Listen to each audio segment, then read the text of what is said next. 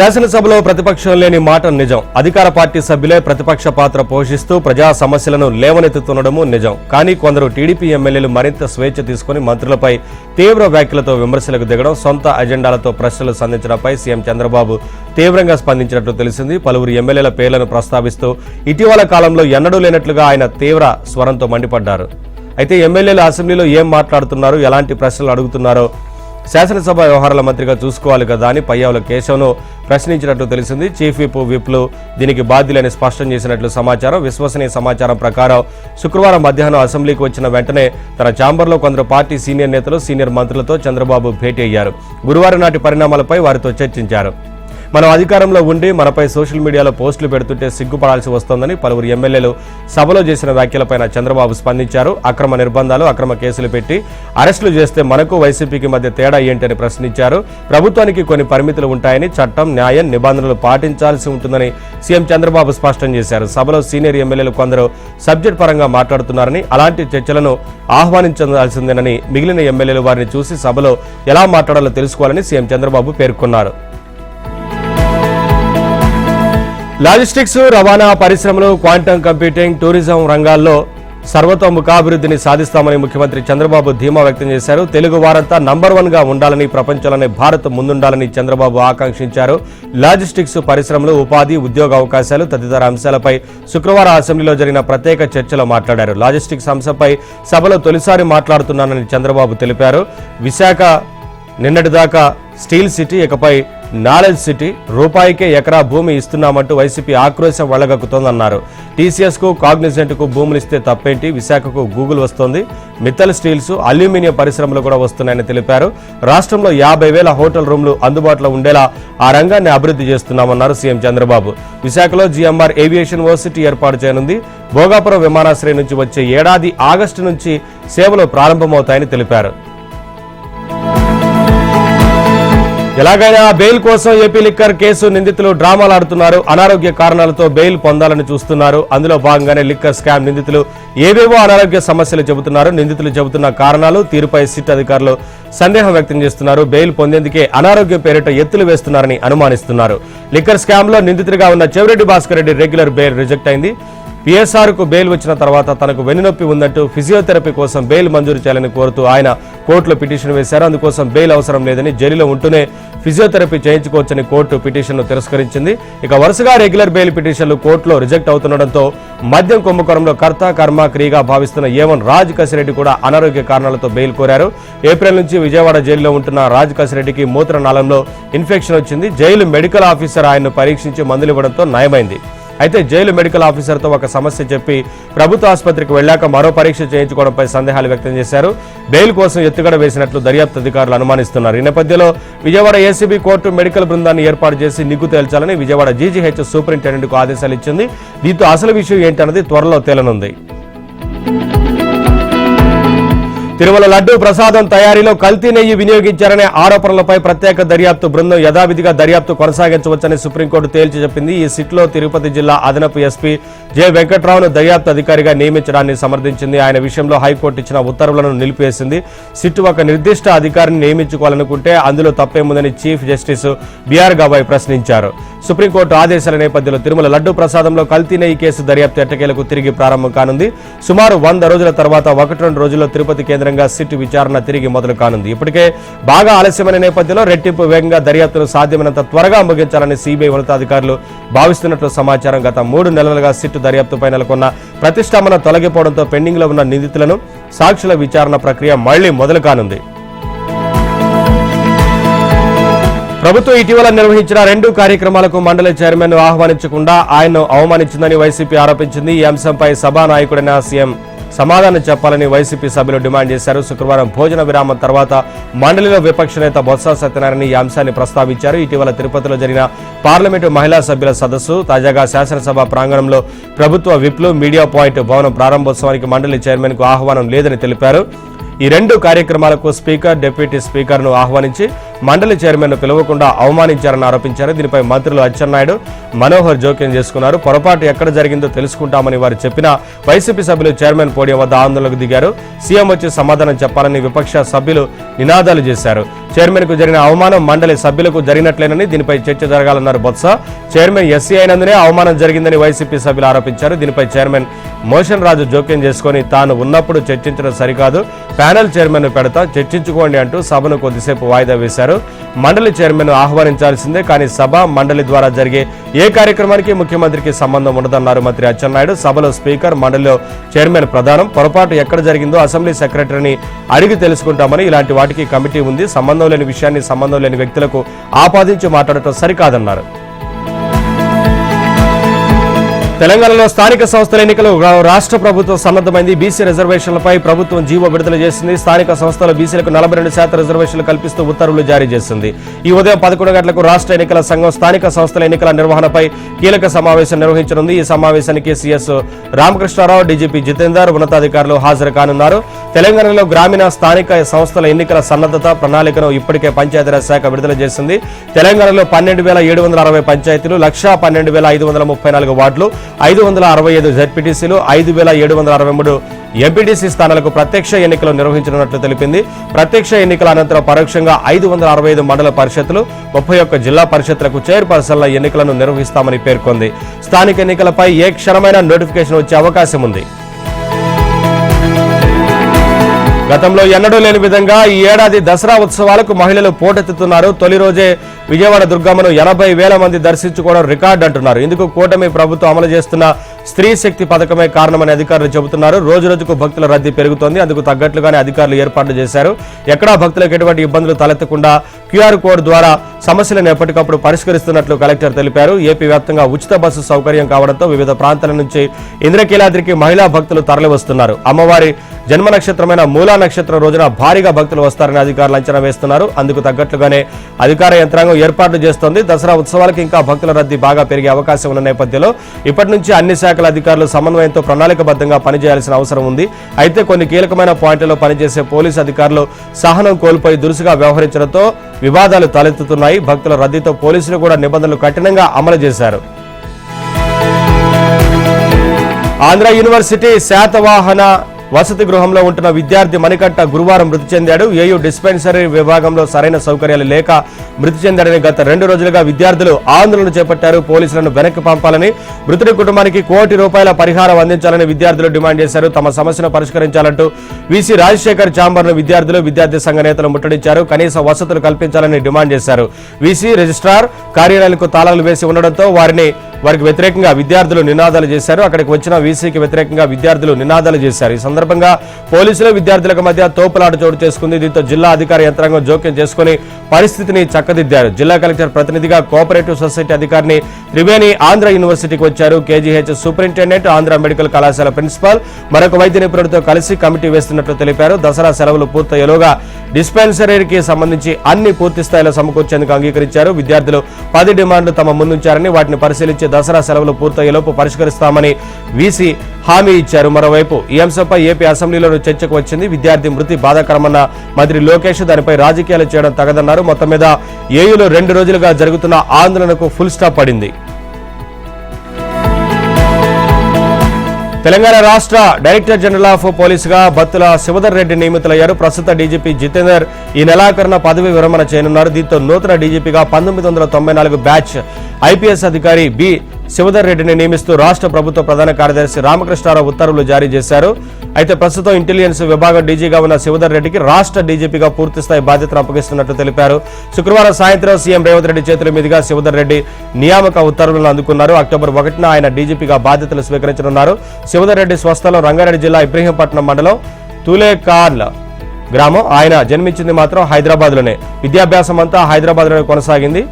ఉస్మానియా విశ్వవిద్యాలయం నుంచి LLB పూర్తి చేసి కొంతకాలం న్యాయవాదిగా ప్రాక్టీస్ చేశారు. తర్వాత సివిల్స్ పరీక్షలు రాసి 1994లో ఐపీఎస్కి ఎంపికయ్యారు. హైదరాబాద్ జూబ్లీహిల్స్ ఉప ఎన్నికపై అన్ని పార్టీలు కసరత్తు చేస్తున్నాయి. ఈ ఉప ఎన్నిక ఫలితాలపై గ్రేటర్ ఎన్నికల ఫలితాలు ఆధారపడి ఉంటాయి కాబట్టి అన్ని పార్టీలు జూబ్లీహిల్స్ ఉప ఎన్నికను ప్రతిష్టాత్మకంగా తీసుకున్నాయి. ప్రతిపక్ష బీఆర్ఎస్ పార్టీ ఒక అడుగు ముందుకేసి ఉప ఎన్నికలో తమ పార్టీ అభ్యర్థిని సైతం ప్రకటించారు. జూబ్లీహిల్స్ సిట్టింగ్ స్థానాన్ని మళ్లీ తామే కైవసం చేసుకోవాలని బీఆర్ఎస్ నేతలు వ్యూహాలు రచిస్తున్నారు. దివంగత నేత మాగంటి గోపీనాథ్ సతీమణి మాగంటి సునీతను తమ పార్టీ అభ్యర్థిగా కేసీఆర్ ప్రకటించారు. కేసీఆర్ చేసిన అభివృద్ధి తనను గెలిపిస్తుందని జూబ్లీహిల్స్ బీఆర్ఎస్ అభ్యర్థి మాగంటి సునీత ఆశాభావం వ్యక్తం చేశారు. తనపై నమ్మకంతో టికెట్ ఇచ్చిన కేసీఆర్ కు ధన్యవాదాలు తెలిపారు. పార్టీలు అందరినీ కలుపుకొని ముందుకెళ్తామని, ఉప ఎన్నికల్లో బీఆర్ఎస్ జెండా ఎగరవేస్తామని ధీమా వ్యక్తం చేశారు. జూబ్లీహిల్స్ ఉప ఎన్నికను ప్రతిష్టాత్మకంగా తీసుకోవాలని కేసీఆర్ ఆ పార్టీ నేతలకు దిశానిర్దేశం చేశారు. నియోజకవర్గంలో గ్రూపు తగాదాలన్నీ పక్కన పెట్టి అందరినీ కలుపుకెళ్లాలని వర్కింగ్ ప్రెసిడెంట్ కేటీఆర్ స్థానిక నేతలకు దిశానిర్దేశం చేస్తున్నారు. గ్రేటర్ పరిధిలో బీఆర్ఎస్ అనేక అభివృద్ధి కార్యక్రమాలు చేపట్టిందని, దాన్ని ప్రజలకు వివరించి జూబ్లీహిల్స్ లో మళ్లీ గులాబీ జెండా ఎగరవేయాలని కార్యకర్తలకు టార్గెట్ పెట్టారు. ఇక బీజేపీ సైతం ఎన్నికలను సవాల్గా తీసుకుంది. బీజేపీ రాష్ట్ర అధ్యక్షుడిగా రామచంద్రరావు బాధ్యతలు తీసుకున్న తర్వాత ఆయన ఎదుర్కొంటున్న తొలి ఎన్నికలు ఇవి. అర్బన్ ప్రాంతాల్లో కలిసి వస్తుందని కమలనాథులు అంచనా వేస్తున్నారు. కేంద్రం ఇటీవల తగ్గించిన జీఎస్టీ ఈ ఎన్నికలపై ప్రభావం చూపుతుందని ఆశలు పెట్టుకున్నారు. అభ్యర్థి ఎంపికపై ఇప్పటికీ నిర్ణయం తీసుకున్నప్పటికీ పలు పేర్లను పరిశీలిస్తున్నట్లు సమాచారం.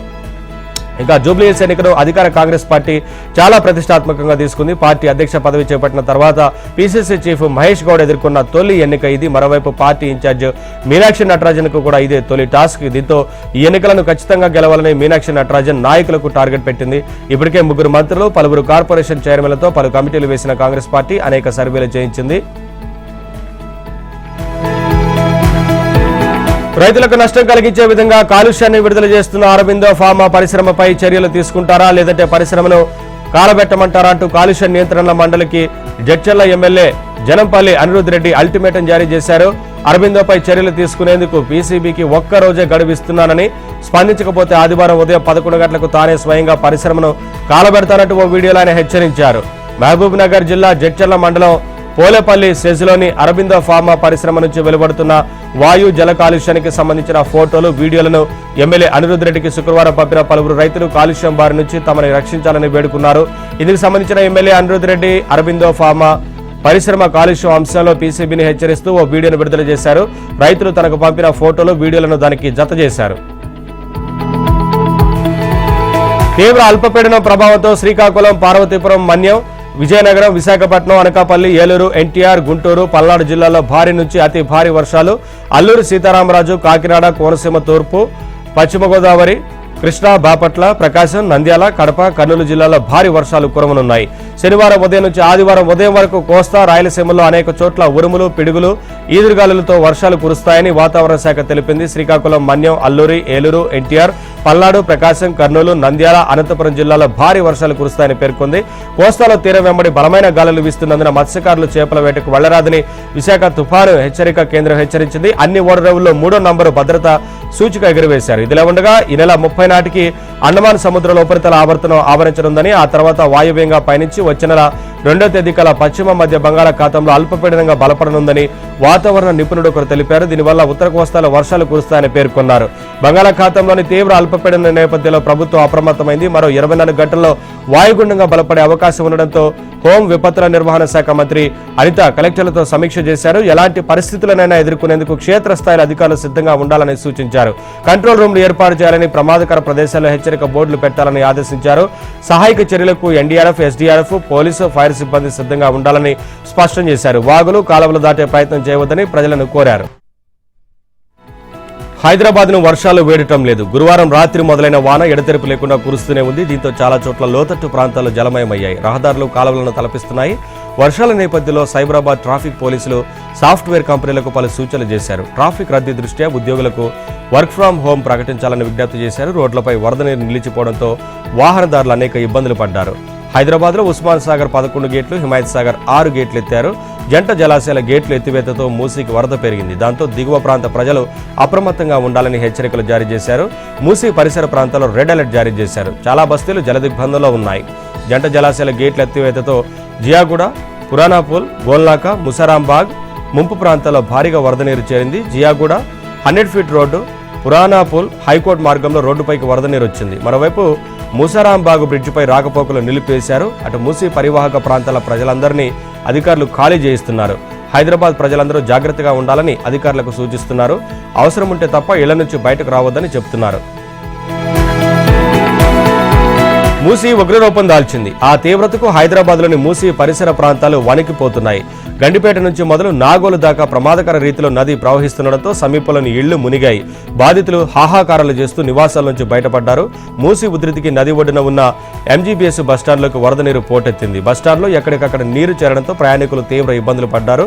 చాదర్ఘాట్ సమీపంలోని మూసానగర్లో 200 ఇళ్లు వరదలో మునిగిపోయాయి. చేతికి అందిన వస్తువులను పట్టుకుని కట్టుబట్లతో జనం ఇళ్లలోంచి రోడ్డు మీదకి వచ్చారు. తమ సామాన్లన్నీ వరదలు కొట్టుకుపోయాయని కన్నీళ్లు పెట్టుకున్నారు. చాదర్ఘాట్ సమీపంలోని వినాయక వీధి, రసూల్పుర ప్రాంతంలో నుంచి 600 మందిని పునరావాస కేంద్రాలకు తరలించారు. వీరిలో చాదర్ఘాట్ శివాజీ బ్రిడ్జి కింద భూలక్ష్మి ఆలయ సమీపంలో ఉన్న 55 మందిని గోడేకి ఖబర్ ప్రాంతంలోని కమ్యూనిటీ కేంద్రానికి తరలించారు. చాదర్ఘాట్ కాజ్వే పై నుంచి నీరు వెళ్తుండటంతో ట్రాఫిక్ జామ్ ఏర్పడింది. కాజ్వేను ఏ క్షణమైనా మూసివేసే అవకాశం ఉందని అధికార వర్గాలు పేర్కొన్నాయి. ముసరాంబాగ్ వంతెనపై నుంచి 4 అడుగుల మేర వరద ప్రవహిస్తుండటంతో రాకపోకలు నిలిపివేశారు. బంగాళాఖాతంలో కొనసాగుతున్న అల్పపీడన ప్రభావంతో తెలంగాణ రాష్ట్రంలో మరో 2 రోజుల పాటు వర్షాలు కురుస్తాయని, కొన్ని జిల్లాల్లో అతి భారీగా పడతాయని హైదరాబాద్ వాతావరణ కేంద్రం ప్రకటించింది. వచ్చిపోయే విమానాలతో ఎప్పుడు హడావిడిగా ఉండే గన్నవరం ఎయిర్పోర్ట్లో శుక్రవారం మరింత రద్దీ పెరిగింది. శంషాబాద్ ఎయిర్పోర్ట్లో ల్యాండ్ కావాల్సిన పలు విమానాలను ఏపీలోని గన్నవరం, తిరుపతి, విశాఖపట్నం ఎయిర్పోర్ట్లకు మళ్లించారు. హైదరాబాద్లో కురుస్తున్న భారీ వర్షాలతో శంషాబాద్ ఎయిర్పోర్ట్లో విమానాల ల్యాండింగ్కు రన్వే అనుకూలంగా లేదని ఏటీసీ నిర్ధారించింది. దీంతో అక్కడికి ఉదయాన్నే రావాల్సిన పలు విమానాలను ఏపీలోని పలు ఎయిర్పోర్ట్లకు మళ్లించారు. గన్నవరం ఎయిర్పోర్టుకు శుక్రవారం ఉదయం 9 గంటల నుంచి 10:30 గంటల మధ్య 3 ఇండిగో విమానాలు ప్రయాణికులతో ల్యాండ్ అయ్యాయి. బెంగళూరు, ఢిల్లీ, విశాఖ నుంచి రావాల్సిన విమానాలు కూడా గన్నవరం ఎయిర్పోర్టుకు సమీపంలో ఉండడంతో ఎయిర్పోర్ట్లో పార్కింగ్ ప్రదేశం ఖాళీ లేదని ఎయిర్పోర్ట్ అధికారులు చెప్పారు. దీంతో శంషాబాద్లో ల్యాండ్ కావాల్సిన మిగతా విమానాలు విశాఖ, తిరుపతికి మళ్లించినట్లు అధికారులకు సమాచారం అందింది. ఊహించని సమస్య రావడంతో ఇండిగో, ఇతర విమానయాన సంస్థల అధికారులు ప్రయాణికులకు బ్రేక్ఫాస్ట్ను అప్పటికప్పుడు ఏర్పాటు చేశారు. సుమారు 2 గంటల తర్వాత ప్రయాణికులను తీసుకుని హైదరాబాద్కు బయలుదేరారు. కొంతమంది ప్రయాణికులు అసహనం వ్యక్తం చేశారు. వాతావరణం అనుకూలించకపోవడంతోనే ఈ పరిస్థితి ఏర్పడిందని విమానయాన సంస్థ ప్రయాణికులకు నచ్చజెప్పారు. అయోధ్యకు సమీపంలో ధన్నీపూర్లో నిర్మించనున్న మసీదు ప్లాన్ను ఇండో ఇస్లామిక్ కల్చరల్ ఫౌండేషన్ విడుదల చేసింది. నూతనంగా నిర్మించబోయే మసీదుకు సంబంధించి డిజైన్లను ఖరారు చేసింది. మసీదు నమూనాలో 4 మినార్లు ఉండడంతో పాటు ఎంతో అద్భుతమైన ప్లాన్ను ఆర్కిటెక్ట్ తయారు చేసినట్లు IICF ప్రకటించింది. త్వరలో విరాళాలు సేకరించడంతో పాటు నిర్మాణానికి సంబంధించి అనుమతుల కోసం అయోధ్య అభివృద్ధి సంస్థకు పంపిస్తామన్నారు. వచ్చే 3 నెలల కాలంలో నిర్మాణాన్ని ప్రారంభించి త్వరలో పూర్తి చేస్తామని IICF తెలిపింది. రామ జన్మభూమి కేసు తీర్పులో భాగంగా నూతన మసీదు నిర్మాణం నిమిత్తం సెంట్రల్ సున్నీ వక్ఫ్ బోర్డుకు 5 ఎకరాల స్థలం కేటాయించాలని 2019 నవంబర్ 9న సుప్రీంకోర్టు తీర్పిచ్చింది. ఆ మేరకు అయోధ్యకు 25 కిలోమీటర్ల దూరంలోని ధన్నీపూర్లో ఆ స్థలాన్ని అప్పగిస్తూ 2020 ఆగస్టు 3న జిల్లా కలెక్టర్ ఆదేశాలు జారీ చేశారు.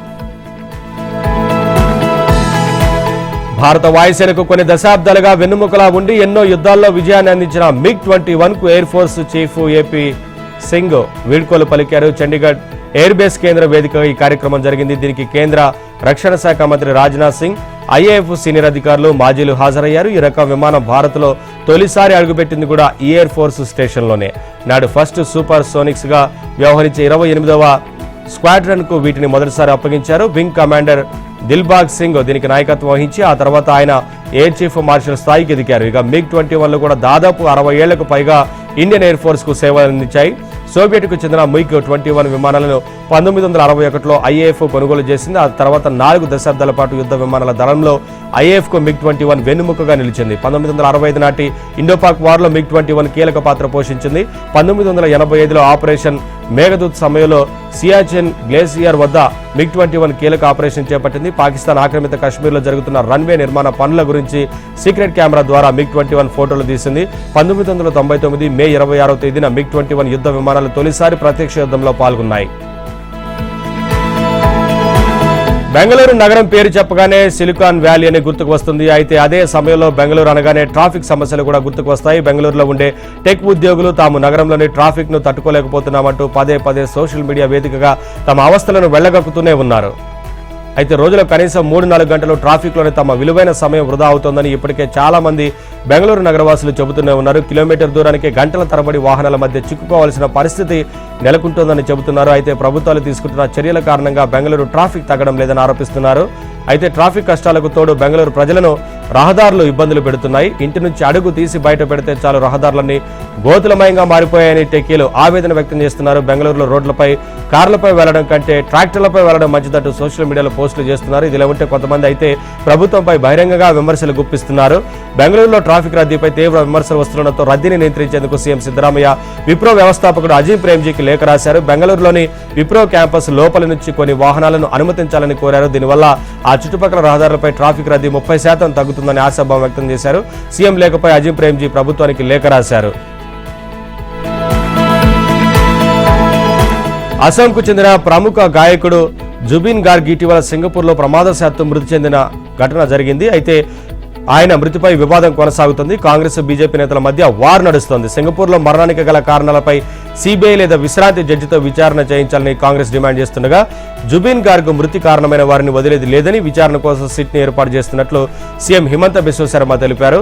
సింగపూర్లో నార్త్ ఈస్ట్ ఫెస్టివల్ కు వెళ్లిన జుబిన్ గార్గ్ కార్యక్రమంలో పాల్గొన్నారు. అనంతరం విశ్రాంతి కోసం ఈ నెల 19న సింగపూర్ సముద్రంలో స్కూబా డైవింగ్ చేస్తుండగా మరణించినట్లు అక్కడి ప్రభుత్వం చెబుతోంది. అయితే వీటిని నార్త్ ఈస్ట్ ఫెస్టివల్ నిర్వాహకులు ఖండించారు. అయితే జుబిన్ గార్గ్ మృతిపై పలు అనుమానాలు ఉన్నాయంటూ కాంగ్రెస్ ఆరోపిస్తోంది. గతంలో కేంద్ర ప్రభుత్వం తీసుకొచ్చిన సిటిజన్ అమెండ్మెంట్ యాక్ట్కు వ్యతిరేకంగా జుబిన్ మాట్లాడినట్లు గుర్తు చేశారు. సిఐఏకు వ్యతిరేకంగా గొంతు వినిపిస్తుండటంతో ఆ కోణంలో ఏమైనా హత్య జరిగిందా అన్న అనుమానం వ్యక్తం చేస్తున్నారు. జుబిన్ మరణంపై అస్సాం ప్రభుత్వం నియమించిన సిట్ బృందం దూకుడు పెంచింది. సింగపూర్ ఈవెంట్ నిర్వహించిన ఆర్గనైజర్ సౌండ్ రికార్డిస్ట్ నివాసాల్లో సిట్ తనిఖీలు నిర్వహించింది. గత కొన్నేళ్లుగా జుబిన్ గార్గ్తో ప్రయాణం చేస్తున్న మ్యూజిషియన్ శేఖర్ జ్యోతి గోస్వామిని అదుపులోకి తీసుకున్నారు. ఈ కేసులో ఆయన విచారించనున్నారు. జుబిన్ మరణానికి ముందు ప్రయాణించిన నౌకలో ఉన్న బృందంలో గోస్వామి కూడా ఉన్నారని తెలుస్తోంది. ఈ అరెస్టు విషయాన్ని అధికారులు ధృవీకరించారు. సింగపూర్ ఈవెంట్లో ఏం జరిగిందో ప్రశ్నల వర్షం కురిపించి సమాధానాలు రాబడతామని సిట్ చెబుతోంది. కాంగ్రెస్ నేతలు చేస్తున్న వాదనలో నిజం లేదని, కేవలం అబద్దాలు ప్రచారం చేస్తున్నారని సీఎం హిమంత బిశ్వ శర్మ మండిపడ్డారు. రైజోర్ దళం చీఫ్ అఖిల్ గోగోయ్ సైతం జుబిన్ మృతిపై సిబిఐ విచారణ చేయాలని డిమాండ్ చేస్తున్నారు. అంతేకాకుండా అస్సాంకు చెందిన పలువురు ప్రముఖులు సైతం జుబిన్ మరణంపై పలు అనుమానాలు వ్యక్తం చేస్తున్నారు. అమెరికా పాకిస్తాన్ సమావేశమైనట్లు అమెరికా మీడియా చెబుతోంది. ఆసియా కప్ సూపర్ 4 మ్యాచ్లో భారత్పై రెచ్చగొట్టే హావభావాలు ప్రదర్శించిన పాక్ ఆటగాళ్లపై బీసీసీఐ ఫిర్యాదు చేసింది. విమానాలను కూల్చామంటూ రవూఫ్ మైదానంలో భారత అభిమానుల వైపు చూపిస్తూ 6-0 అంటూ సంకేతాలు ఇచ్చాడు. అలాగే ఫర్హాన్ హాఫ్ సెంచరీ చేసిన తర్వాత గన్ ఫైర్ చేస్తూ బ్యాట్ను చూపించాడు. 2 ఘటనలపై బీసీసీఐ ఐసీసీకి మెయిల్ ద్వారా ఫిర్యాదు చేసింది. ఈ నేపథ్యంలో ఐసీసీ విచారణకు హారిస్ రవూఫ్, ఫర్హాన్ హాజరయ్యారు. తాను పఠాన్ని పాకిస్తాన్లో ఇలాగే వేడుకలు చేసుకుంటాం ఫర్హాన్ చెప్పినట్లు తెలుస్తోంది. అంతేకాకుండా విరాట్ కోహ్లీ కూడా ఇదే తరహాలో సెలబ్రేషన్స్ చేసుకుంటాడని అతని పేరును ప్రస్తావించినట్లు సమాచారం. హారిస్ రవూఫ్ మ్యాచ్ ఫీజులో 30% జరిమానా విధించినట్లు అంతర్జాతీయ క్రికెట్ వర్గాలు చెబుతున్నాయి. ఇక ఫర్హాన్ ప్రవర్తనపై ఐసీసీ హెచ్చరించి వదిలేసినట్లు తెలుస్తోంది. అయితే వీటిపై ఐసీసీ నుంచి ఎలాంటి అధికారిక ప్రకటన వెలువడలేదు. ఆసియా కప్ సూపర్ 4లో నామమాత్రపు మ్యాచ్ అయిన భారత్ శ్రీలంక మ్యాచ్ అభిమానులను ఉర్రూతొలగించింది. అయితే 203 పరుగుల ఛేదంలో లంక ఓపెనర్ నిశాంక సెంచరీతో గెలుపు దిశగా దూసుకెళ్లిన చివరి ఓవర్లో తడబాటుతో మ్యాచ్ను టై చేసుకుంది. ఇక సూపర్ ఓవర్లో లంక 5 బంతుల్లో 2-2 స్కోరుతో నిలువుగా భారత్ తొలి బంతికే 3 రన్స్ చేసి అద్భుత విజయాన్ని అందుకుంది. ఆదివారం పాక్తో సూర్యసేన ఫైనల్ మ్యాచ్ ఆడనుంది. శుక్రవారం జరిగిన ఈ మ్యాచ్లో ముందుగా బ్యాటింగ్ దిగిన భారత్ 20 ఓవర్లలో 5 వికెట్లకు 202 పరుగులు చేసింది. అభిషేక్ శర్మ 31 బంతుల్లో 8 4లు 2 సిక్సర్లతో 61 పరుగులు, తిలక్ 34 బంతుల్లో 4 4లు 1 సిక్స్తో 49 పరుగులతో నాటౌట్గా నిలిచాడు. శాంసన్ 23 బంతులు 1 4 3 సిక్సర్లతో 39 పరుగులు చేశాడు. ఆ తర్వాత భారీ చేతిలో శ్రీలంక 20 ఓవర్లలో 5 వికెట్లకు 202 పరుగులు చేయడంతో మ్యాచ్ టైగా నిలిచింది. దీంతో సూపర్ ఓవర్లో శ్రీలంక మట్టి కరిచింది.